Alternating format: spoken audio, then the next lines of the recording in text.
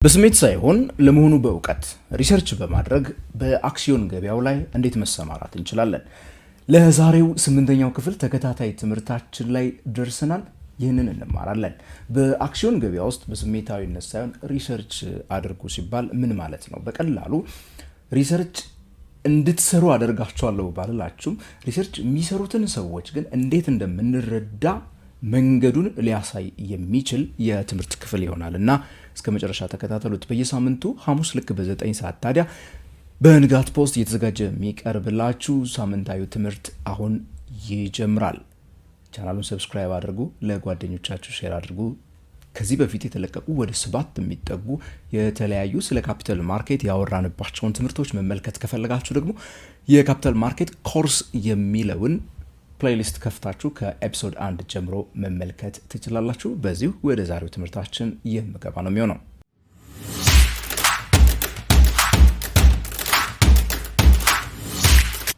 ባሳለፍነው ሳምንት ካስታውሳችሁ በነበረን የትምህርት ጊዜያችን ላይ ስሜታዊነት በአክሲዮን ገበያ ውስጥ በሰነደ መዋዕለ ንዋዮች ግብይት ውስጥ በዓለም ደረጃ የሰዎች ባህሪ በጣም ወሳኝ ስለመሆኑ አንዳንድ ነገሮችን አንስቼላችሁ ነግሬያችሁ ነበረ። አብዛኛዎቹንም ኢንቨስተሮች ከሚያሳስቱ ነገሮች ውስጥም በስሜት በመመራት በዚህ ዓለም ላይ ኢንቨስት ማድረግ ነው። ሪሰርች ሲባል ታዲያ እንግዲህ ምን ማለት ነው? በሌላ ቋንቋ ካፒታል ማርኬቱ ዓለም ፈንዳሜንታል አናሊሲስ እያልን የምንጠራውን አናሊቲክስ ማካሄድ ነው። የፈንዳሜንታል አናሊቲክስ ተቃራኒ ሳይሆን ያው ተቀራራቢ ቴክኒካል አናሊሲስ የምትባል ነገር አለች። አብዛኛዎቻችን የምናቃት ቢቢሲ እና ሲኤንኤን ላይ ቀይና አረንጓዴ ከለር የሆነ በግራፍ የሚመጣልን ነገር ሜቢ ፎሬክስ ትሬድ የሚሰሩ ሰዎች የሚያውቁት ነገር ይሄ የቴክኒካል አናሊሲስ የሚባለው በዋናነት ትሬንድ የሚያሳየን ሲሆን ማለትም ገበያ ላይ ምን አይነት ሴንቲሜንት አለ፣ የሰዎች ባህሪ፣ የሰዎች ስሜት ማለትም የገዢና የሻጭ ባህሪ ምን ይመስላል የሚለውን የሚያሳየን ሲሆን ፈንዳሜንታል አናሊሲስ ከዛ ጀርባ ምን እየተሰራ ነው የሚለውን ነገር ያሳየናል። ብዙ ጊዜ ፈንዳሜንታል አናሊሲስን የሚያጠኑ ሰዎች ወይ ደግሞ ሪሰርች የሚያደርጉ ሰዎች እንግዲህ ኢንቨስትመንትን በእውቀት በዲሲፕሊን ምን የሚያደርጉ ማለት ናቸው? ኢንቨስት የሚያደርጉ ሰዎች ናቸው ተብሎ ይወሰዳል። ስለነሱ ነው የምናወራው ማለት ነው። ኤቪደንስ ላይ የተመሰረተ መረጃ ላይ ማስረጃ ላይ የተመሰረተ ኢንቨስትመንት። ለምን ይሄን አደረከ ካላችሁ በዚህ ምክንያት ብለን ልንናገር የምንችለው እንጂ እድላቸውን የሚሞክሩ ሰዎች አይደሉም። አብዛኛዎቹ ቁማር ነው። እድሉን የምንሞክርበት ቦታ ቁማር ሊባል ይችላል፣ ሎተሪ ሊባል ይችላል። ኢንቨስትመንት ግን በፍጹም ሊባል አይችልምና ይሄኛው ዓለም ሪሰርች ይፈልጋል። አክሲዮን ገበያው ይባላል። የአክሲዮን ገበያው ወይ ደግሞ የሰነደ መዋዕለ ንዋዮች ገበያ ኢንቨስትመንት እንግዲህ እውቀትን እንዲሁም ደግሞ ዲሲፕሊንን የሚሸልም ያለ እውቀትና በእድል የሚሄዱትን ደግሞ ክፉኛ የሚቀጣ ተብሎ ይነገርለታል በዓለም ላይ። እርግጥ ነው አንድ ሁለት ሰዎች በጣም ዩኒክሊ የተሳካላቸው ሰዎች ልታቁ የምትችሉበት እድል ሊኖር ይችላል። ነገር ግን እነዛ ሰዎች የኢንቨስትመንቱን ዓለም በአጠቃላይ በፍጹም ሊወክሉ አይችሉም፣ እድል ስለሆነ ማለት ነው የነሱ። ትክክለኛ የሆነ ሪሰርች ማድረግ ስለ አንድ ካምፓኒ አክሲዮኑን ወይ ደግሞ ሰነደ መዋዕለ ንዋዩን ልትገዙት ስላሰባችሁት ካምፓኒ እንግዲህ ሪሰርች ማድረግ እናንተን ብዙ ነገሮች ሊጠቅሟችሁ ይችላል ማለት ነው። አንደኛ ካምፓኒው እንዴት ገንዘብ ያገኛል የሚለውን ነገር እንድታቁ እድሉን ይከፍትላችኋል። የካምፓኒውን የፋይናንስ ጤንነት ማወቅ እንድትችሉ እድል ይከፍትላችኋል። ከዛ ባለፈ ደግሞ አሁን ያ ሰነደ መዋዕለ ንዋይ እየተሸጠበት ያለው ዋጋ እውነተኛ ፌር የሆነ ዋጋው ነው አይደለም የሚለውን ነገርም በቀላሉ መለየት እንድትችሉና ከገበያው ጋራ ወይ ደግሞ ከሰነዱ ጋራ ተያይዞ ያሉ እያንዳንዳቸውን አደጋዎች መለየት እንድትችሉ ያደርጋቸዋል ሪሰርች ማለት ነው። ስለዚህ ሪሰርች በኢንቨስትመንቱ ዓለም ለናንተ የኢንፎርምድ የሆነ ስኬትን እንድታገኙ የሚያስችል መንገድ ነው ለማለት ነው።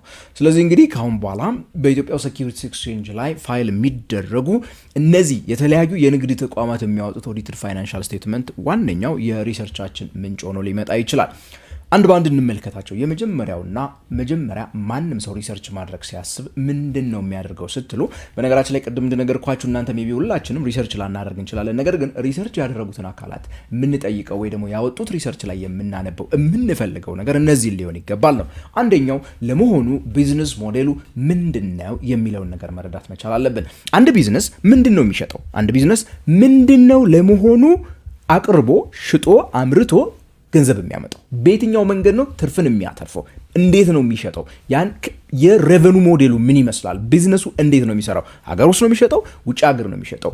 አገልግሎት ነው የሚሸጠው? ፕሮዳክት ወይ ደግሞ ይሄ የተመረተ ሸቀጥ ነው የሚሸጠው የሚሉትን ነገር እንደየ ኢንዱስትሪው ነው የምንረዳው። የተቋማት የፋይናንስን ጤንነት በኋላ የምንመጣበትን ለማወቅ ኢንዱስትሪያቸው ወሳኝነት አለው። ለምሳሌ ቴሌኮም ላይ የሚንቀሳቀሱ ቢዝነሶች ያላቸው የፋይናንስ ሌቨሬጅ ከሌላው ጋር አንድ ላይ ሆን ይችላል።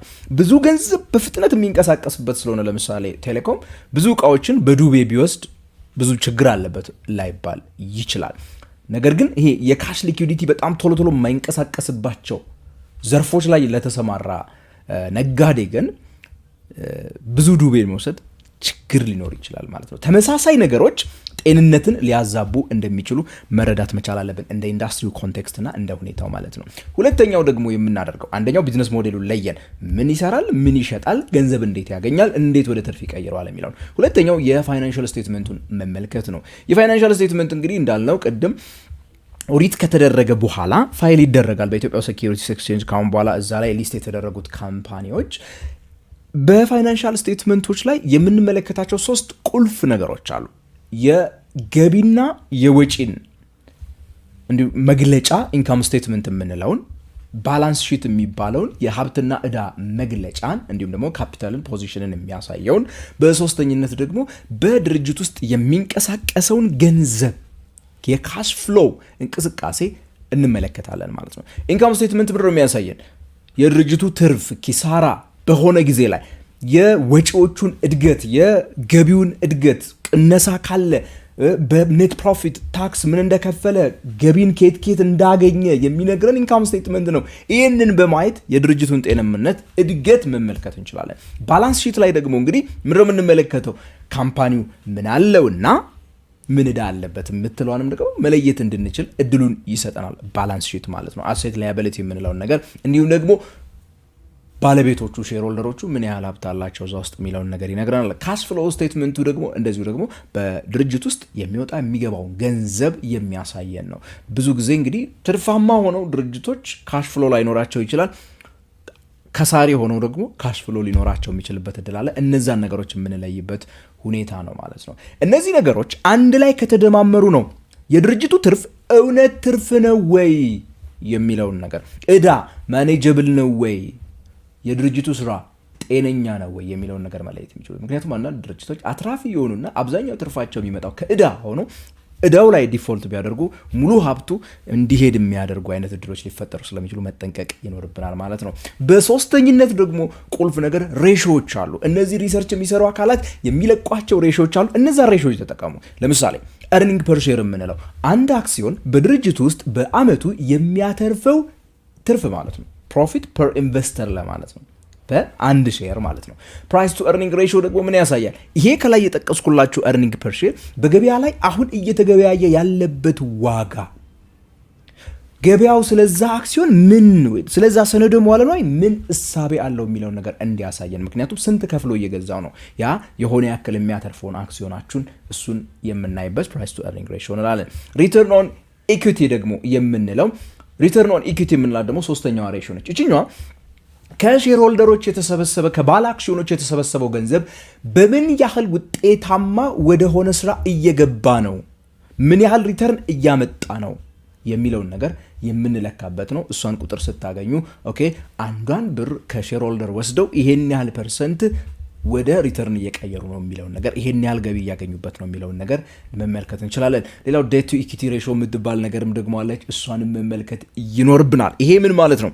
የድርጅቱ ዕዳ የሼር ሆልደሮች በዛ ውስጥ ካላቸው ኢኩዊቲ ሀብት ጋራ ያለውን ምጣኔ መለየት፣ ድርጅቱ ከአቅሙ በላይ የተበደረ ከአቅሙ በላይ ዱቤ የወሰደና ያልወሰደ መሆኑን መለየት እንድንችል ያደርገናል። ትርፉስ እውነተኛ ነው የሚለውን ነገር ማወቅ እንድንችል ማለት ነው። ከዛ ባለፈ እንግዲህ ከረት ሬሾ የምትባላለች። እቺ በዋነኛነት የድርጅቱ የአጭር ጊዜ ዕዳዎችን ቶሎ ቶሎ ብሎ ከላሱ ላይ መክፈል ይችላል አይችልም የሚለውን ነገር ብቻ ለመለየት የምንጠቀማት ቁጥር ነች።